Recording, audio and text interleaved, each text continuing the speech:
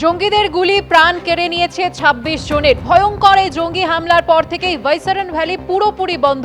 ভাইসরেন valley, যা mini Switzerland নামে পরিচিত, পহেলগাঁও থেকে সেখানে যাওয়ার আরও একটি রাস্তা রয়েছে, সিএম হাট পয়েন্ট। সেখানেও কাঁটাতারের ব্যারিকেড বসানো হয়েছে। বিভিন্ন জায়গার ছবি আপনারা দেখতে পাচ্ছেন, যেখানে গত কিছুদিন ধরে কিন্তু আমরা রোজই দেখতে পাচ্ছি জঙ্গিদের যে বাড়িগুলি তা একেবারে গুঁড়িয়ে দেওয়া হয়েছে। তল্লাশি অভিযান চলছে, যেমন চিরুনি তল্লাশি করা হচ্ছে যাতে কোনো জঙ্গি কোথাও লুকিয়ে থাকতে না পারে। তারপরে একাধিক জায়গা, দক্ষিণ কাশ্মীর উপত্যকার একাধিক জায়গায় জঙ্গিদের বাড়ি খুঁজে খুঁজে বিস্ফোরণে উড়িয়ে দেওয়া হয়েছে।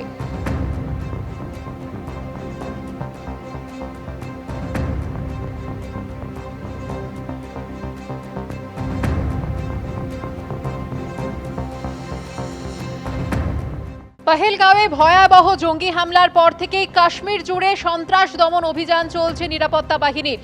জম্মুর ডোডা এবং কিশতওয়াড় অঞ্চলে একই সঙ্গে জঙ্গিদের খুঁজতে তল্লাশি চলছে। প্রায় ডজন খানেক সন্দেহভাজন জঙ্গির বাড়ি রয়েছে এই দুই জেলায়। এই সন্দেহভাজন জঙ্গিদের সঙ্গে পাকিস্তানের যোগ রয়েছে বলে ভারতীয় গোয়েন্দারা সন্দেহ করছে। ইতিমধ্যে এই তল্লাশি অভিযান চলছে যাতে একজন জঙ্গিও কোথাও লুকিয়ে না থাকে তা নিশ্চিত করছে নিরাপত্তা বাহিনী। আমাদের প্রতিনিধি বিজেন্দ্র সিং এই মুহূর্তে রয়েছেন আমাদের সঙ্গে সরাসরি। বিজেন্দ্র, কিভাবে এই তল্লাশি অভিযান চলছে, কি জানতে পারছো?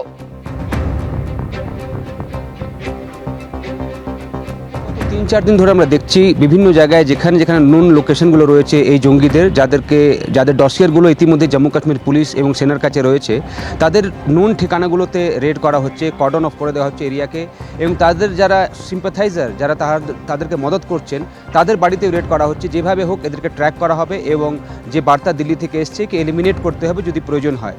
এবং সেইটাই আমরা দেখতে পাচ্ছি কিশতওয়াড়ে হচ্ছে, দক্ষিণ কাশ্মীরে হচ্ছে, উত্তর কাশ্মীরে হচ্ছে।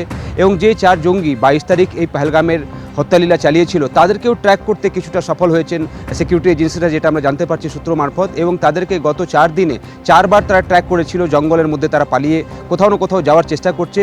তাদের যেহেতু জঙ্গলগুলো খুবই থিক জঙ্গল, সেটা পহেলগাম হোক, অনন্তনাগ হোক, পুলওয়ামা হোক, বা পহেলগামের পাশ থেকে যে জঙ্গলগুলো রয়েছে সেই জঙ্গলগুলো জম্মুর দিকে, কিশতওয়াড় দিকেও যায়। এবং এই জঙ্গলগুলোতেই এই মুহূর্তে এই ৪ জন টেররিস্ট রয়েছে যাদেরকে যেভাবে হোক ট্র্যাক করতে চাইছে এজেন্সিসরা। খুব ক্লোজ রেঞ্জে ৪ বার তারা এসেছিল, যেটা এখন জানা যাচ্ছে। একবার তারা ফায়ারিংও করেছে জওয়ানদের দিকে, কিন্তু তাদেরকে এখনও ট্র্যাক করার চেষ্টা করা হচ্ছে। 2টো মোবাইল ফোন যাদেরকে তারা হত্যা করেছিল তাদের থেকে 2টো মোবাইল ফোন তারা নিয়ে গেছে, এটাও সূত্র মারফত জানা যাচ্ছে। এবং সেই মোবাইল ফোন হয়তো তারা অ্যাক্টিভেট করবে কখনো খাবার নেওয়ার জন্য বা সাপোর্ট নেওয়ার জন্য, যেহেতু বেশি দিন এই জঙ্গলে সার্ভাইভ করা সম্ভব না। সিকিউরিটি এজেন্সিসরা সেটাতেও ট্র্যাক করছেন। এবং যেটা জানা গেছিলো গত কয়েকদিনের মধ্যে একদিন তারা একটা গ্রামে গেছিলো খাওয়ার জন্য।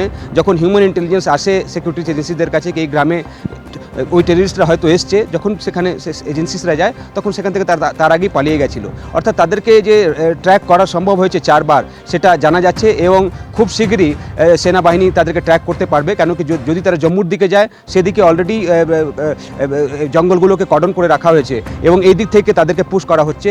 জঙ্গলে এই মুহূর্তে লুকিয়ে রয়েছে 4 জন জঙ্গি, যারা 22 তারিখের এই ঘটনা করেছিল এবং এই 26 জনকে তারা হত্যা করেছিল। তাদেরকে ট্র্যাক করা হচ্ছে। অন্যদিকে যারা অন্য নুন টেররিস্টরা রয়েছেন তাদের বাড়ি, সে পুলওয়ামা হোক, কুলগাম হোক, অনন্তনাগ হোক এবং অন্যান্য জায়গাগুলোতে, ত্রালে আমরা কালকে গেছিলাম, সব বাড়িতে গিয়ে কিন্তু তল্লাশি করা হচ্ছে। কোনো ইন্টেলিজেন্স, কোনো ডিজিটাল এভিডেন্স যদি পাওয়া যায় কোথায় এই মুহূর্তে তারা রয়েছে, সেটাই এখন মেন টার্গেট রয়েছে, মেন প্রায়োরিটি রয়েছে সিকিউরিটি এজেন্সিসদের।